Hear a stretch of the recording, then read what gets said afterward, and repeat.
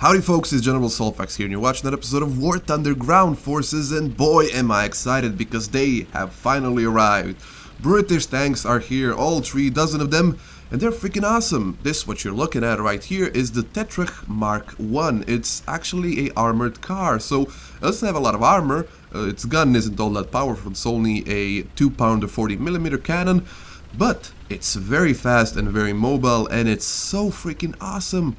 It's got 15 degrees of gun depression. 15 degrees of gun depression! That's awesome! And even though its turret turns very, very slowly, like I think 2 degrees per second, it's still a very nice little tank to play. But to play the rest of the British tank tree, you actually need access to the closed beta. So this is what we're going to talk about in this video. So just like when American tanks were released, Gaijin is holding a closed beta test for British tanks. So if you want to play British tanks past tier 1, you need to be a part of this closed beta test. And there's only 2 ways you can actually become a beta tester. The first being you can basically buy your way in. There's 4 different bundles, British tank bundles, available in the digital store. If you buy any of those bundles, you will immediately get access to the closed beta. The second way is to basically play your way in. So starting from December the 19th, you need to have 5 wins in 1 day with at least 80% battle activity. It doesn't matter what tank or what aircraft you play those games in, you just need to have 5 wins with at least 80% battle activity and you will be awarded 1 star.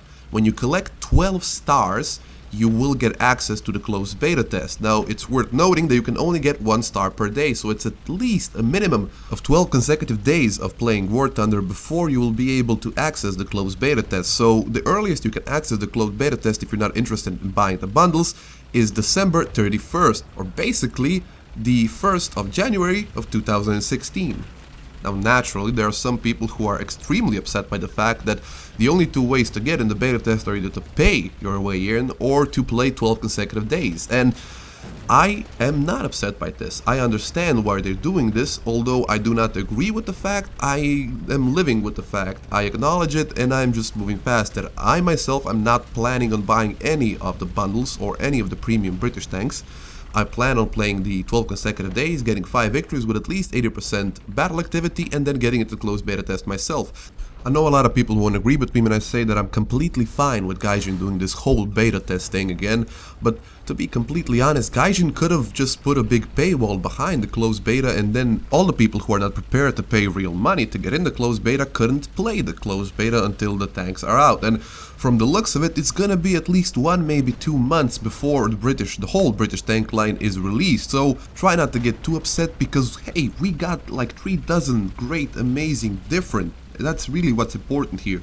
Different tank, because in my honest opinion, British tanks are gonna be a breath of fresh air to ground forces and the stale metagame of ground forces, because right now, doesn't matter what tier you're playing, if you're playing in tier 3 above, you're expected to know the game already, and if you played a lot at those tiers, you can already guess where certain tanks are gonna be on the enemy team and where certain tanks are going to be expecting you, and you know how to deal with them. So really, it's gotten kind of stale and kind of boring, so British tanks, with how different they are from German, Russian and American tanks, are gonna be so awesome to play with and against in ground forces.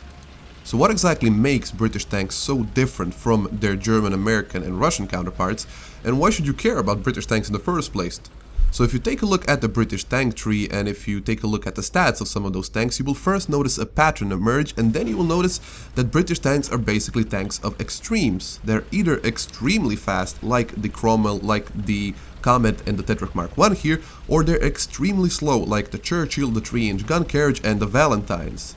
Another big extreme in British tanks is they either have extremely thick armor, like the Churchill, like the 3-inch gun carriage, and like some of the later tier tanks, or they have basically no armor, like the Crusaders, like the Tetrich Mark I and all the other armor cars, and most of the SPAAs. So right off the bat, you have 2 very different playstyles available in the British tank tree. So first, the Cromwells, that with their amazing engines and high speeds, giving them a very nice power to weight ratio, can climb almost any hill in the game. And when you couple that with 12 degrees of gun depression, which is completely amazing, that's the best gun depression in the game, except from some other British tank, it's gonna be one of the best flankers, and if used correctly, one of the best ambush tanks in the game. On the other end of that spectrum lie the Churchill tanks, and even though Churchill tanks are extremely slow, they have very weak engines for their mass, and that means they will have very bad power to weight ratio. They have the best armor tier for tier in the game so far. If you can prevent yourself from getting outflanked and actually keep your opponent to the front, and if you manage to angle your tank properly, you will basically be impenetrable and indestructible. One of the things that I've noticed in my limited experience with the British tanks is that their guns are quite strange. Now in this clip you will see a point, well, 2 points, where I managed to successfully bounce a shot in the Tetrarch Mark I. And the Tetrarch Mark I has only 13mm of armor at the most, and this guy is using the 40mm 2-pounder gun, which has around 75mm of penetration at 100 meters. Those numbers really don't add up, but I'm gonna give Gaijin the benefit of the doubt because this is a closed beta test and there might be some bugs and errors in the game just yet. Now another thing that I've noticed is that most British tank, which is historically correct, fire shots instead of shells. What a shot is, it's a solid shell. So no high explosive filler in them, and we all know what the current metagame in War Thunder is. The more high explosive your shell has, the more damage it will do, but for whatever reason, British shells, when they hit tank and successfully penetrate it, do extraordinary amounts of damage. I can't count the times I've actually managed to one-shot a Panzer IV who has 5 crew members, and they do a lot of damage to crew members. They don't do all that much damage to modules, but they do a lot of damage to crew members.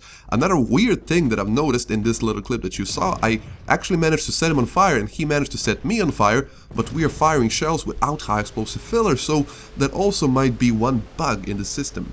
So alongside the British tank in update 1.55, we got the first 2 desert maps. Yay!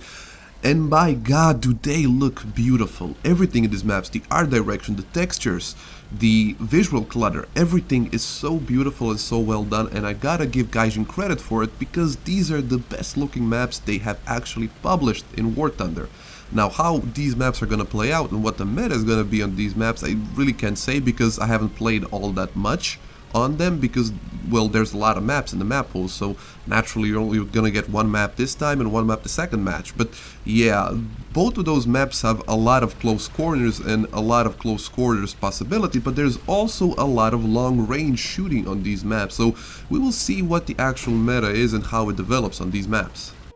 So before I end the video, I want to just point out a few things in the British tank tree. Now, some of the British tanks across multiple battle ratings and tiers have kind of strange battle ratings that I really hope are placeholder. Now, let's just first go from left to right. So the Cromwell, the first Cromwell stands at 2.7 and that's okay, but the second Cromwell stands at 3.3.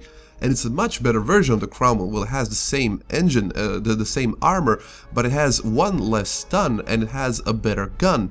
Now these two, you can work around it, but let's get to the heavy tank line where the things get a little bit strange. So first the Matilda, 75mm of armor all around, although there are some very small weak spots on the front, but only 3.0 battle rating? Wow, this thing can meet like Panzer IIs, and that's really not okay. I mean, they really need to rethink this, how do you call it, the battle rating. Now, 3-inch gun carrier, 3.3 battle rating, 89mm of armor at the front, with the possibility of angling. What? That's a little bit strange. Now, moving on to the second tank, the Churchill Mark I at 3.7. at 89mm of armor, all around, oh, not all around, excuse me, all around at the front, and there's some overlapping going on the front of the Churchill, which means that you can actually angle this tank and basically not get penetrated by anything at the 3.7 battle rating. But now we get to the very weird thing. For this little exercise, I'm gonna pull up this. This is the Churchill Mark VII. And this is what really got me concerned about the battle ratings, because if you look at the Churchill Mark VII, the stat card doesn't tell you a lot because it's kind of broken, but it stands at 4.7 battle rating. But let's look at the armor. The armor on the Churchill 7 is, well, a little bit too thick to stand at 4.7, because it's got 152mm of armor at the front, all around the front. Look at me saying again, at the front. And don't even think about shooting at the tracks, because even though the ammo is stored beneath the tracks, there is this little 63.5mm thick steel plate that is angled, which gives it around 100mm of armor, and to get through that you need to first go through the 20mm of tracks and then the 20mm of structural steel chassis. So that's even more armored shooting at the tracks than it is shooting at the front. And it's got a 75mm gun that's able to penetrate almost anything at its tier. Now you might say that this is a very slow tank, and you would be very right, but still, I really do hope that this is just placeholder battle ratings, because tanks like the Herzer and the T-34-85 will have problems penetrating this tank. But yeah, I hope you enjoyed the video and I hope you learned something about the British tanks. I'm still working on the second episode of the Tank Academy, which probably will be released sometime next week. But yeah, my name has been Soulfax, I hope you enjoyed the video and I will see you next time.